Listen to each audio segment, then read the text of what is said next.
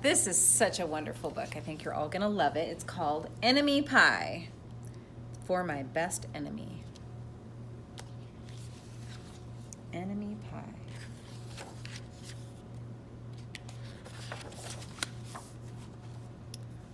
It should have been a perfect summer. My dad helped me build a tree house in our backyard.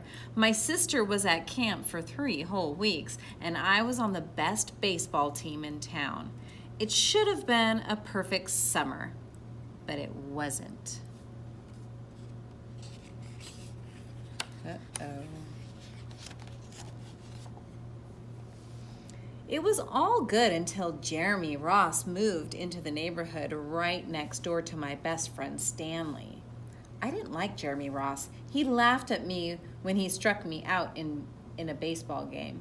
He had a party on his trampoline and I wasn't even invited, but my best friend Stanley was. Jeremy Ross was the one and only person on my enemy list. I never even had an enemy list until he moved into the neighborhood.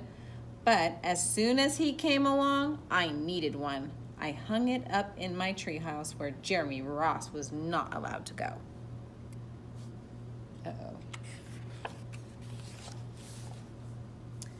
Dad understood stuff like enemies. He told me that when he was my age, he had enemies too, but he knew of a way to get rid of them.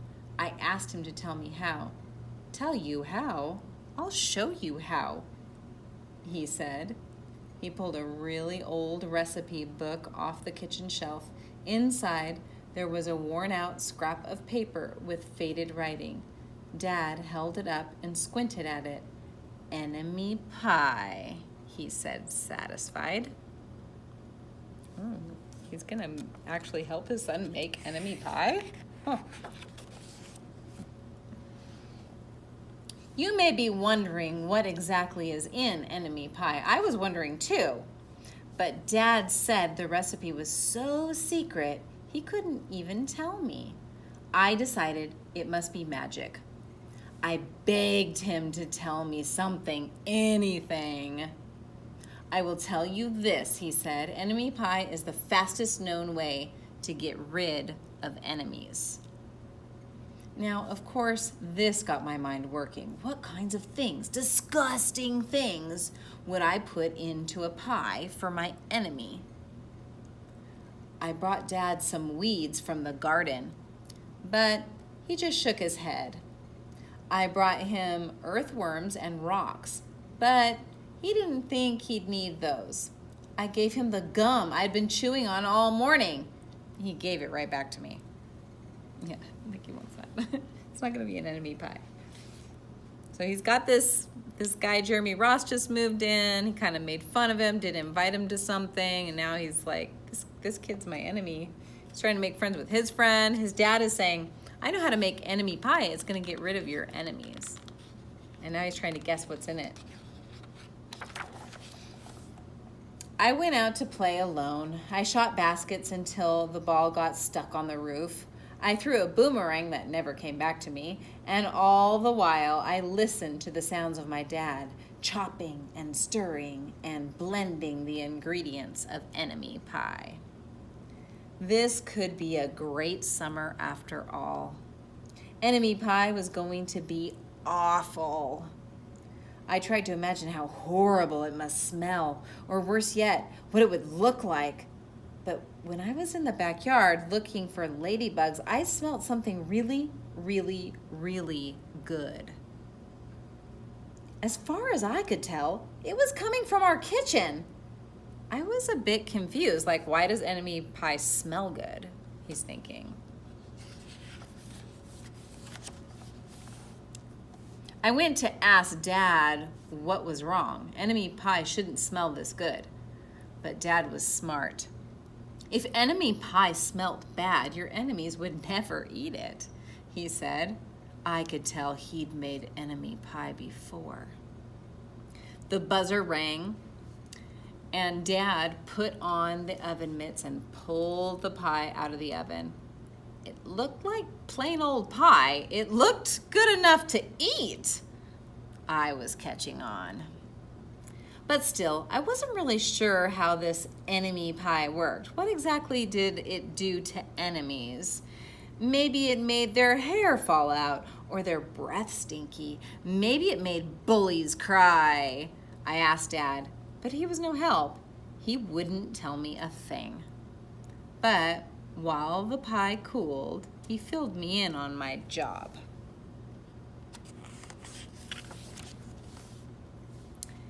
He talked quietly. There's one part of enemy pie that I can't do. In order for it to work, you need to spend a day with your enemy. Even worse, you have to be nice to him. It's not easy, but that's the only way that enemy pie can work. Are you sure you want to go through with this? Of course I was. It sounded horrible. It was scary, but it was worth a try. All I had to do was spend one day with Jeremy Ross. Then he'd be out of my hair for the rest of my life. I rode my bike to his house and knocked on the door. He's gonna go to his enemy's house. He's like, you gotta spend a day with him if you want this to work. When Jeremy opened the door, he seemed surprised. He stood on the other side of the screen door and looked at me, waiting for me to say something. I was nervous. Can you play? I asked. He looked confused. I'll go ask my mom, he said. He came back with his shoes in his hand. His mom walked around the corner to say hello. You boys stay out of trouble, she said, smiling. Uh-oh, what's gonna happen? We rode bikes for a while and played on the trampoline. Then he made some water balloons and we threw them at the neighbor girls, but we missed. Jeremy's mom made us lunch. After lunch, we went over to my house. It was strange, but I was kind of having fun with my enemy. He almost seemed nice. But of course I couldn't tell Dad that, since he had worked so hard to make this enemy pie. Jeremy Ross liked my basketball hoop. He said he wished he had a basketball hoop, but they didn't have room for one. I let him win a game just to be nice. Sure. Jeremy Ross knew how to throw a boomerang. He threw it, and it came right back to him. I threw it, and it went over the house and into the backyard. When we climbed over the fence to find it, the first thing Jeremy noticed was my tree house. Uh-oh, he's got a sign in there, though. My tree house was my tree house. I was the boss. If my sister wanted in, I didn't have to let her. If my dad wanted in, I didn't have to let him. And if Jeremy Ross wanted in, can we go in it? He asked. I knew he was going to ask that, but he was the top person, the only person on my enemy list, and enemies aren't allowed in my treehouse. But he did teach me how to throw a boomerang, and he did have me over for lunch, and he did let me play on his trampoline. He wasn't being a very good enemy. Okay, I said, but hold on. Gotta go take that sign down. I climbed up ahead of him and tore the enemy list off the wall. I had a checkerboard and some cards in the treehouse, and we played games until my dad called us down for dinner. We pretended we didn't hear him, and when he came out to get us, we tried to hide from him, but somehow he found us. Dad made us macaroni and cheese for dinner, my favorite. It was Jeremy's favorite too. Maybe Jeremy Ross wasn't so bad after all. I was beginning to think that maybe we should just forget about enemy pie. But sure enough, after dinner, Dad brought out the pie. I watched as he cut the pie into 8 thick slices.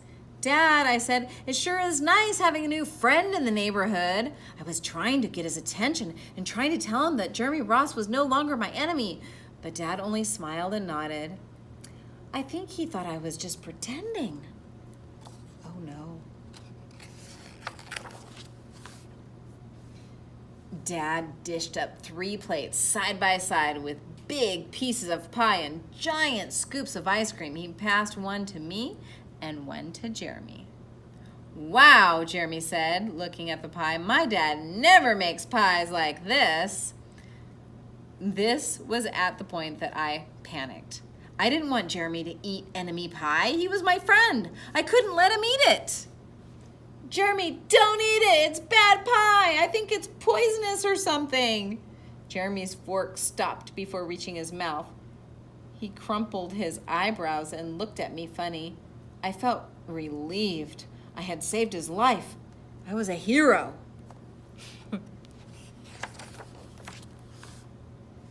If it's so bad, Jeremy asked, then why has your dad already eaten half of it? I turned to look at my dad. Sure enough, he was eating enemy pie. Good stuff, he mumbled through a mouthful. And that was all he said. I sat there watching them eat enemy pie for a few seconds. Dad was laughing, Jeremy was happily eating, and neither of them was losing any hair. It seemed safe enough. So I took a tiny taste. Enemy pie was delicious. After dessert, Jeremy rode his bike home, but not before inviting me over to play on his trampoline in the morning. He said he'd teach me how to flip. As for enemy pie, I still don't know how to make it. I still wonder if enemies really do hate it, or if their hair falls out, or if their breath turns bad. But I don't know if I'll ever get an answer because I just lost my best enemy. Do you get it? It was never really a special type of pie. It was just regular pie. But the dad tricked him into spending a day with his enemy, and spending the day with his enemy is what changed it so that they weren't enemies anymore. Not the pie. The spending the day together is what changed it. So I would like you to think about some things with this story.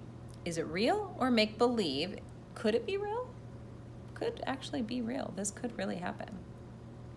Who are the characters in the story? What is the setting? Setting is where is the story happening?